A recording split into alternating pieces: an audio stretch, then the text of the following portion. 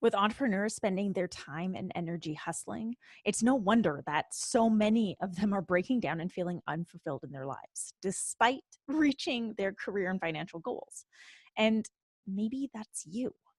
Maybe you've reached a place in your entrepreneurial journey that has you questioning, is this it? Is this really it? And this is why Ajit Nawalkha's new book, Live Big, is set to create a massive disruption in the way that you're doing business. Ajit Nawalkha is an entrepreneur, business coach, and founder of Evercoach, author of the Book of Coaching and Live Big, and a co-founder of Mind Valley. Ajit built his reputation the old-fashioned way, with persistence, grit, and an unshakable determination to succeed.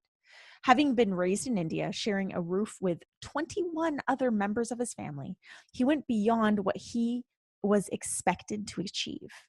But after experiencing his own lack of fulfillment, despite having a very successful career, Ajit decided to create a better way to lead his entrepreneurial journey so that he could experience living big. So stay tuned. In this episode, Ajit will share his 3 steps to living big and other tips that will help you change the way you're running your business and your life.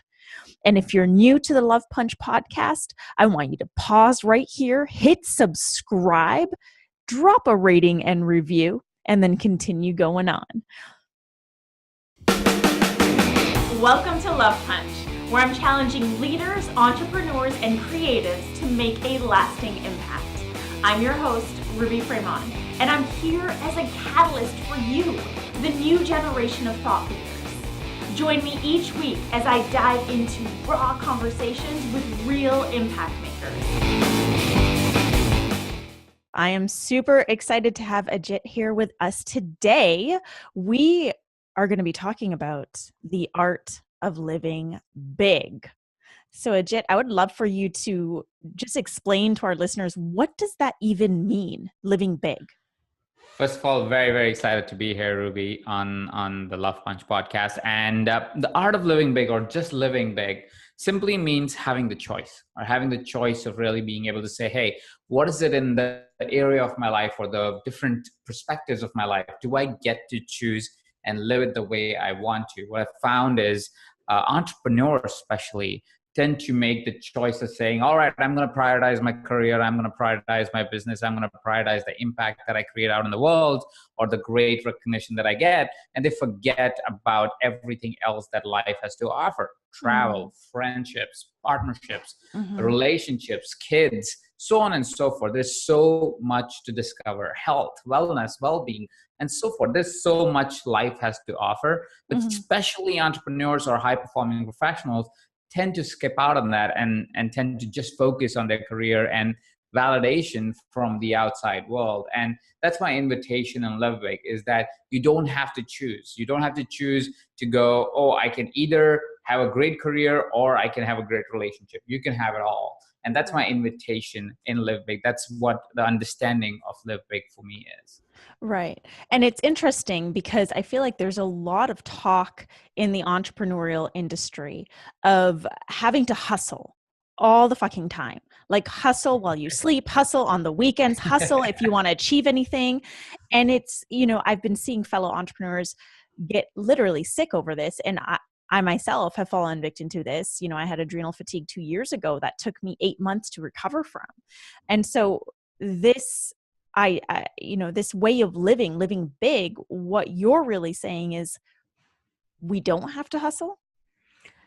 No, we don't. And I understand the dialogue of hustle. And there is a stage of business where you might have to hustle. For example, and I just want to draw that as context, mostly because I think what we do is we forget on how we started the business. That's not where you are in business 2 years, 3 years into the business, and the business is survived it, right?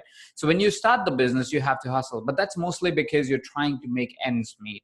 You're trying to figure out what works and what doesn't even work. You might have a job while you're building a business. So yes, then you have to hustle, mostly because you're building something from scratch. And so it takes more effort, more dedication, more time. But once it's built, and usually at the 2-year, 3-year mark into business, if this business will survive or it will not survive. If the business is still struggling and you're not able to figure out and you're not able to generate a revenue stream, if you're not able to create a product that people love, if you don't have your first 1,000 fans, you probably want to think about if that business is going to survive on the long term. And if it's not going to survive on the long term, well, there's no point running it.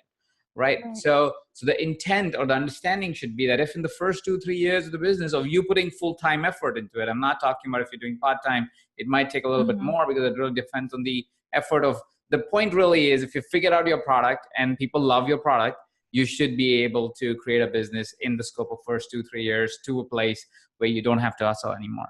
But the first 2 years is a hustle, yes. And that's mostly because you're building a new product or trying to get your first few fans and the first few clients and getting feedback and tweaking your product. But once that happens, your business should start to get into a flow where it can give you the space of living a complete and full life. And you don't have to hustle anymore. For that matter, if you really, really think about it, the successful, uber successful entrepreneurs that we always look up to, not the 3 minutes that they talk about on video. That's not that's not their life. That's their 3 minutes of their life. The 24 hours of their life, most of the time, has a lot of comfort. They've designed their life around different things. Now, it might show up in their lives in different ways. Like a lot of entrepreneurs tend to be, especially if they're authorities and personalities, tend to be insecure. And so their personal lives look a little bit different than somebody who has a tech product company. And if they're really scale that company, if they're really true entrepreneurs and somebody you want to look up to, you will see that their life has a very good balance. They have their family life, they have their friends' life, they work hard, but they also don't have to work hard. They choose to because they're excited about something that they're creating new in their business, not necessarily for the work of things. So what we must think about is, what are we really resonating? What are we really saying out to the world? Because entrepreneurs tend to think that the only way to make your business successful is to work extra hard. Most successful entrepreneurs actually work less, not more. If you have to work more, it's not a business. It's your representation out there in the world. It's you. You're a solopreneur then it's not a business. But if you're building businesses, it is a separate entity altogether. It has its own life, and you actually should be working less, not working more. That's really interesting because, I'm definitely not someone who has never experienced this before, falling into the habit. I think it's a habit of hustling too. We can fall into this habit of like feeling like we need to work. We need to constantly be doing something. Otherwise, we're not achieving anything. And it's almost like this self-shaming cycle that we put ourselves through.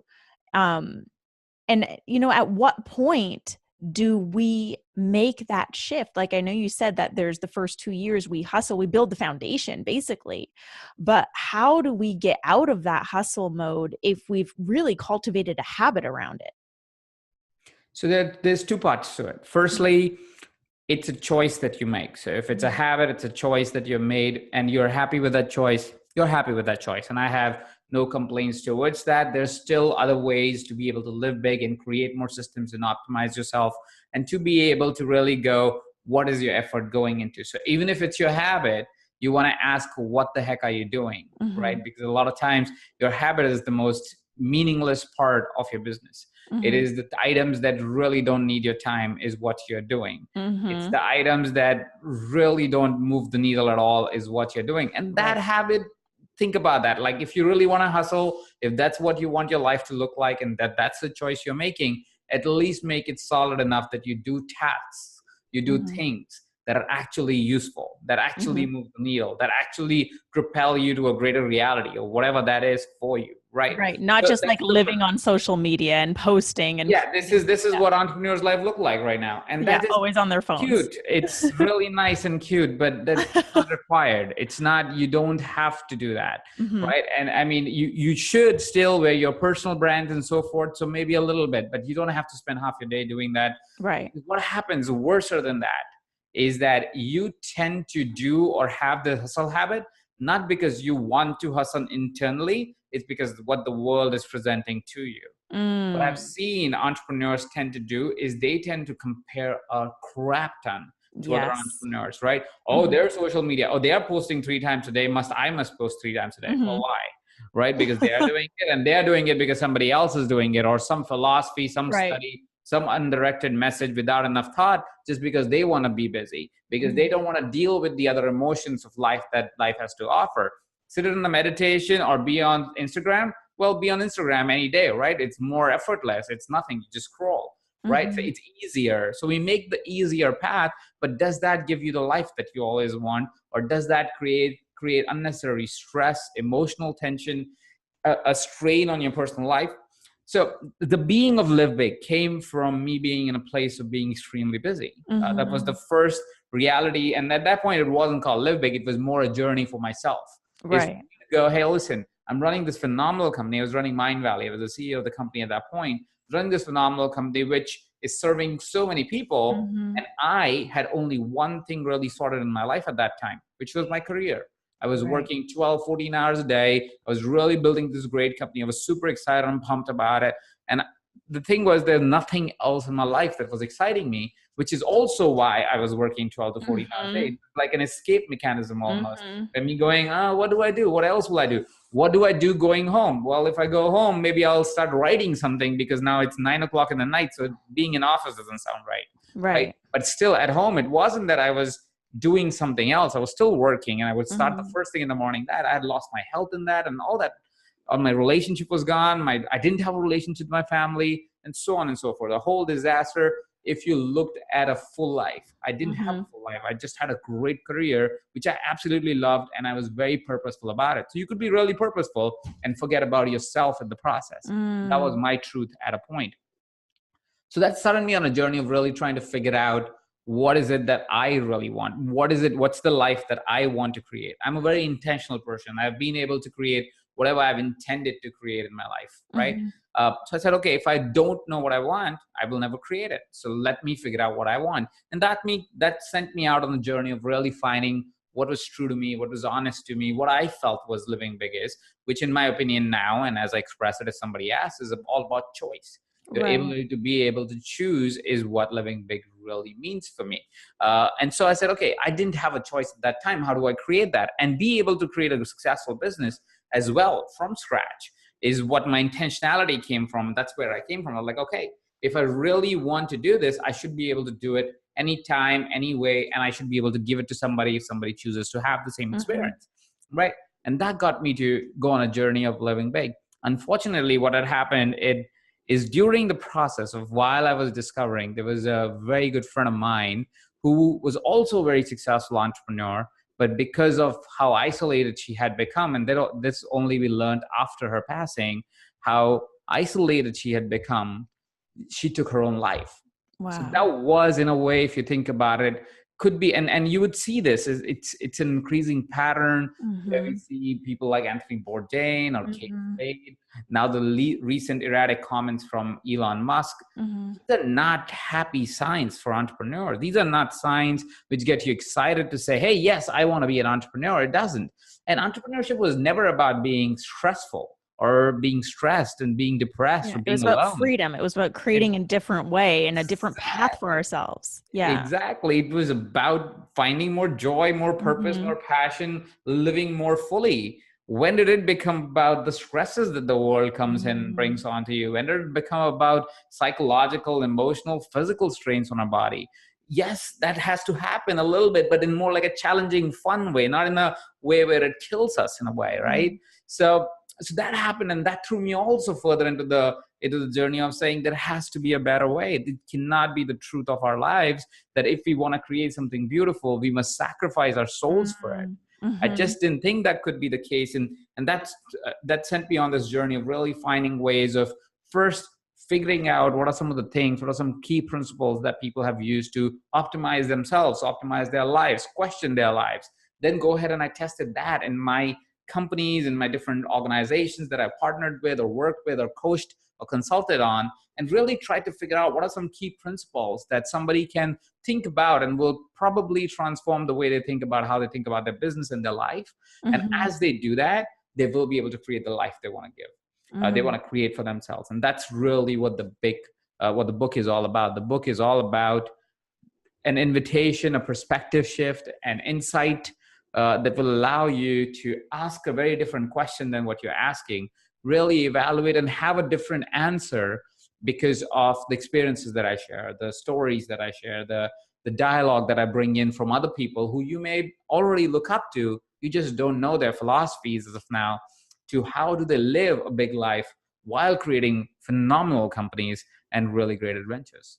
Yeah. And, I love that you bring choice into this because it really is all choice, right? Everything that we're doing as entrepreneurs is based on our own choices, whether it's like, oh, I'm going to do what someone else is doing because they're doing it and it works. Well, that's you choosing to do that. That's you choosing to work your ass off and hustle and neglect other areas of your life. Um, it's it's really interesting to me that the majority of entrepreneurs that I've come into contact with or have been in my circles have either gone through something like this or have, gotten out of something like this.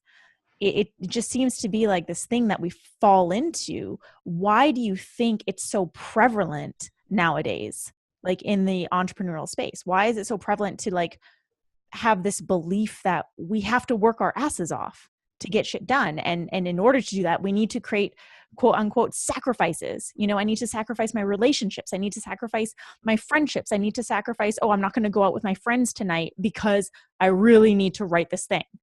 Why do Mhm. you think that this is like rampant in the entrepreneurial space?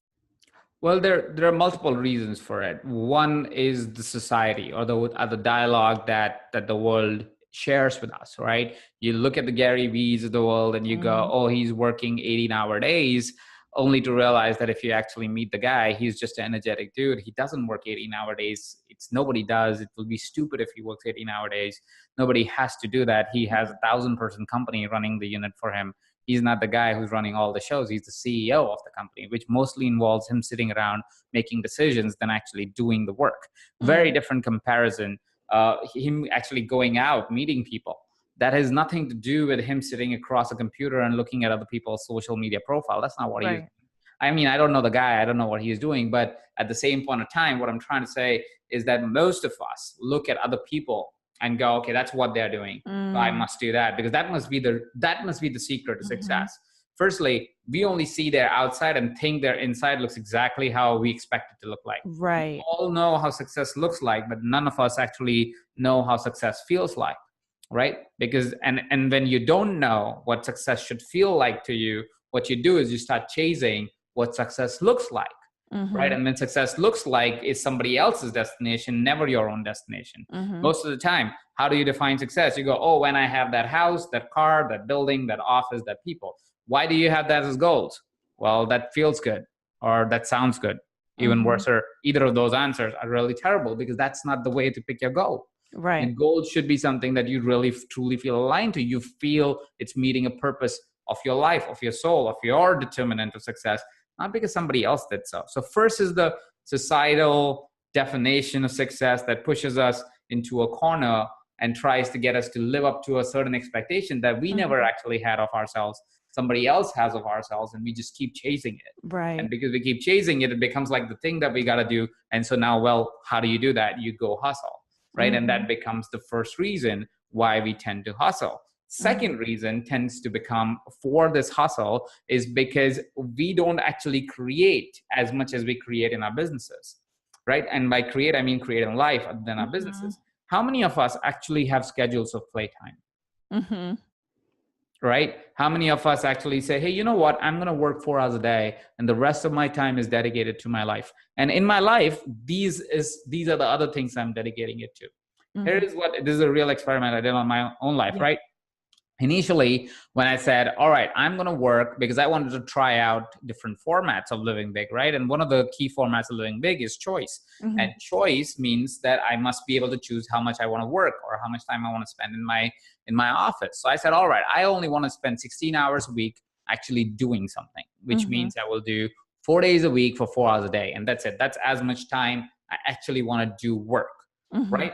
So I said, all right, that's what I'm going to do, right? So I go, it's going to be Monday, Tuesday, Monday, Tuesday, Thursday, and Friday. These are the 4 days I want to do. Wednesday is my off day. Saturday, Sunday is my off days, right? This is how I started the practice. And I started the practice, but guess what? I would go home and I start working again. mm, Why? because there was nothing scheduled after that 4 hours, Right. right? So what would happen? I do my 4 hours, I go home, and now the laptop is still in front of me, and now I'm doing it on my laptop because Mm-hmm. nothing else is scheduled, right? But if you really want to have a big life, if you really want to live the way you want to live, you got to be like how intentional you are about scheduling work hours in your day. Why not be intentional about, this is my workout time, this is my friendship time, this is my writing time, this is my reading time, this is my this time, that time, whatever that is, that it feels right for you, that is in alignment with you, you go out and do that. And you Mm-hmm. schedule it though. You just don't let it be. You just go, oh, okay, I will work 4 hours and that's what my format is. No, you have to schedule the other things as well, right? Yeah. Like how you will schedule your work, you schedule your playtime. Now I still work only 4 hours a day and 4 days a week, but now I have scheduled other activities, which allows me to be able to create a lot more. And which is why I'm more effective at my work, is because when I show up, I know I got 4 hours and I got to execute a lot in those Mm-hmm. 4 hours. And I still meet all my timelines and deadlines, and my business still grows. But at the same point of time, I have way more time to do things that I want to do other than actually just sitting across the computer and writing. Because honestly, great CEOs, great founders, great companies are not people where CEOs were really hardworking people. None of Mm-hmm. those companies are like that. They were smart people. They studied, they met the right people, they got the right mentors, they hang out in the right groups.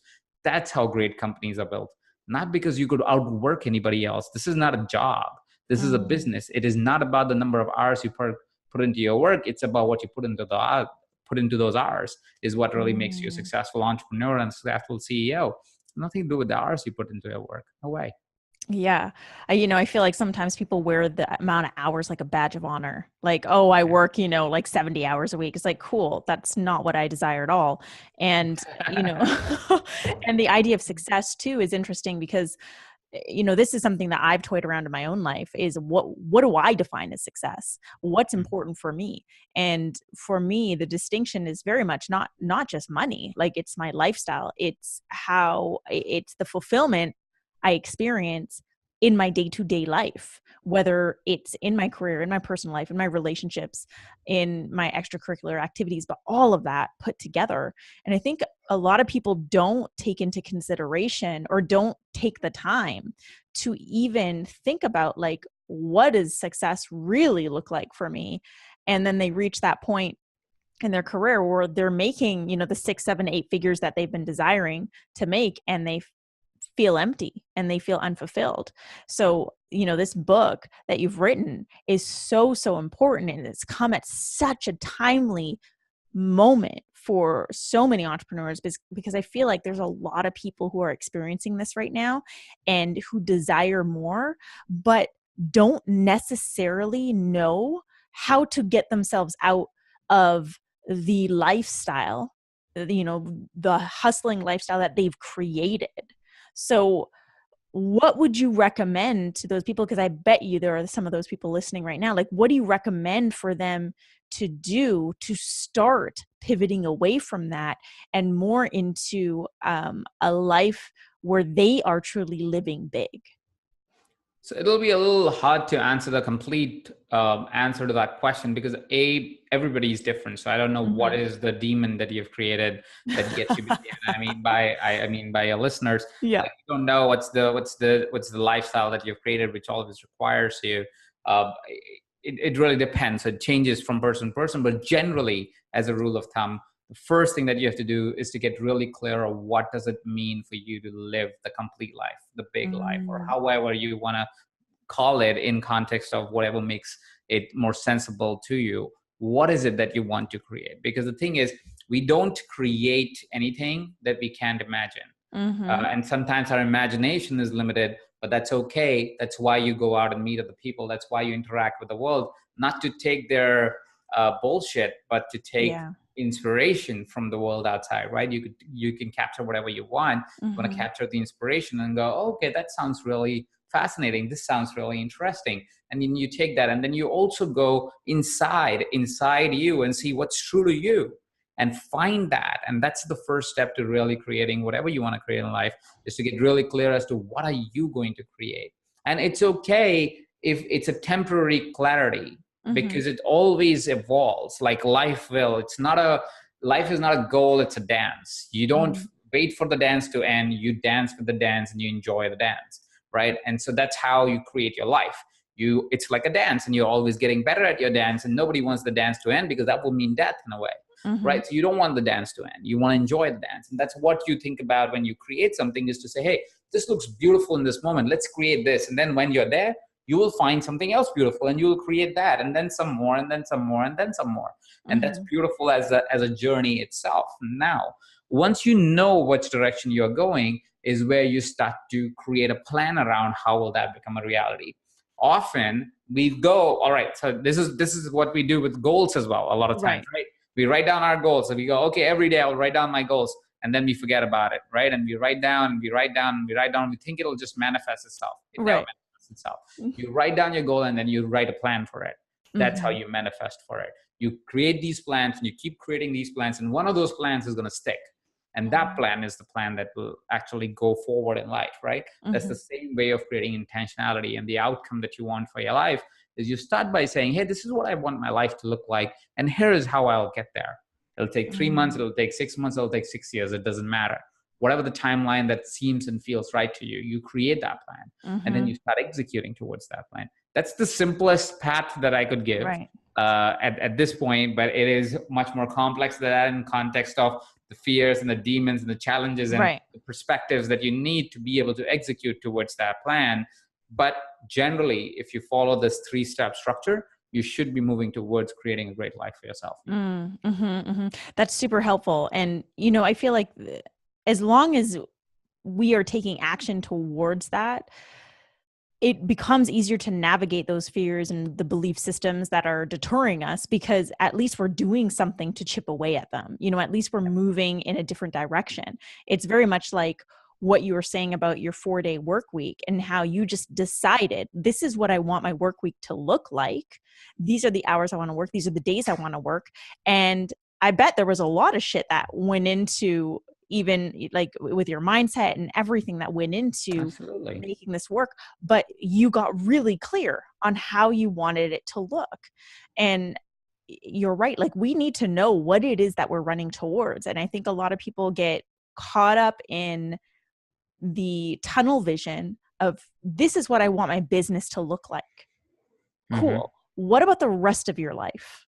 Like, Yeah. how do you want the rest of your life? Do you just want to be all about your business? Do you not want to travel? Do you not want to have fun? Do you not want to have time with your family and friends? Do you not want time for a relationship?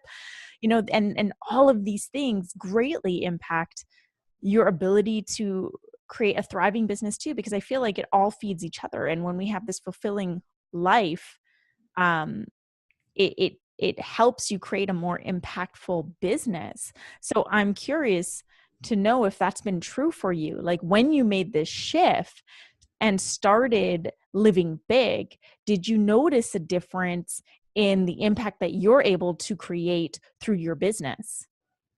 Absolutely, because you get really directed, and that's a part of you living big, right? It's in your, if you're an entrepreneur, there is no point where you will go, oh, I don't like my business, right? It's not that I'm not passionate about what I do. That's in no way a situation. I wouldn't be in the business I am in if I wasn't passionate and excited about it on almost daily basis. I'm pumped about what I do.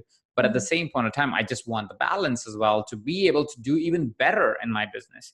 Because here is the real truth. And if we get really clear, and if we take some time after listening to this conversation, to the listeners right now, just take a little bit of time and think about, when did your best ideas came?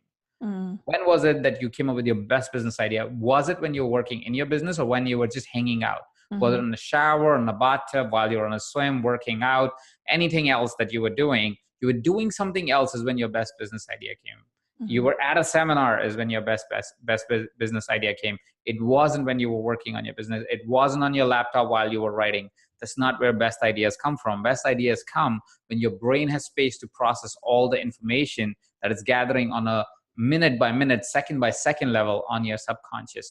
And we just don't give ourselves that space at all, by wasting our time on the computer, on our phones, without thinking about, hey, where is it that I want to create? What is it that I want to create? Some of the best ideas will come when you don't do the work. Like, by doing the work in the sense, I mean, doing the actual typing work. mhm, You're just going, hanging out with your friends, you will suddenly get into a conversation, and light bulbs will go on and you go, oh my God, we got to do this. This is the best idea ever. And Mhm. that is what will create the best show if you want to create, or best product you want to create, best marketing that you want to create, whatever that is. It is going to come when you are actually not doing the work. And that's why I have scheduled not working time. It's not Mhm. that I can shut off my brain. If I get a business idea when I'm hanging out with my wife, it's not that I'm going to go, all right, now it's shut off time. I can't write this idea. Of course I write the idea, right? It's not that Yeah. you can't shut off your brain, especially if you're passionate about something. And that's not the point of creating space and time in your life. It's Mhm. about saying life's bigger than just your career. Have your career because that's amazing and passionate and you do great in the world, but you can do that while having a great time with your own life as well. And for that matter, you would do better in your career if you can have a great time with your life. Mhm. I love what you said. Life's bigger than just your career. Uh, Yeah, it's so absolutely. easy to get trapped in that tunnel vision as an entrepreneur, and life, when I first started entrepreneurship, I it was almost like I couldn't fathom that because I was so obsessed with my ideas and so obsessed with what I wanted to create. But now with where I'm at, oh my God, life is so much bigger than my career. And there's so much more fulfillment that can be experienced when we allow ourselves to open up and shift into that belief that like life is so much bigger than our career. So, yeah, thank you. Thank you so much for sharing that. And we are nearing the end of this episode. And this is where I turn the tables on you, Ajit. So I usually deliver a love punch at the end of every episode. And I want to know from you, what is your love punch for today's episode? Something that would sum up what we've just spoken about. It's sort of saying something that is just in the summary of the episode. I want to share a little segue and then share the love punch per se. Yes. Um, so one of the key shifts that happened in my life that allowed me to go to the journey of live big and create Evercoach as a brand, and my other companies, which all are in service of human beings and moving humanity forward. One of the key things that happened, that for me, which shifted that gear, was me actually diving in and really figuring what is really true to me in context of my values. Mm-hmm. What is it and how is it that I want to feel and do every day, irrespective of the kind of work that I do, irrespective of the kind of life I live or where I am or what am I doing. These are the two words that are the most important to me. And those words are serve and love. So I want to serve and love every day in my life. Mm-hmm. And that's really the place that I like to operate from. And that got me to ask all the questions that led me to creating Live Big and led me to help other people live big, is because I now ask the question saying, hey, can I be in service if I do this? Can I express love when I do this? And by love, it doesn't only mean a relationship, romantic love. It means love for friendships, love for people, just other human beings, and to nature, to earth, to everything, right? And that's operating from that place has changed my life completely, because it makes me come from a very different place. I show up very differently.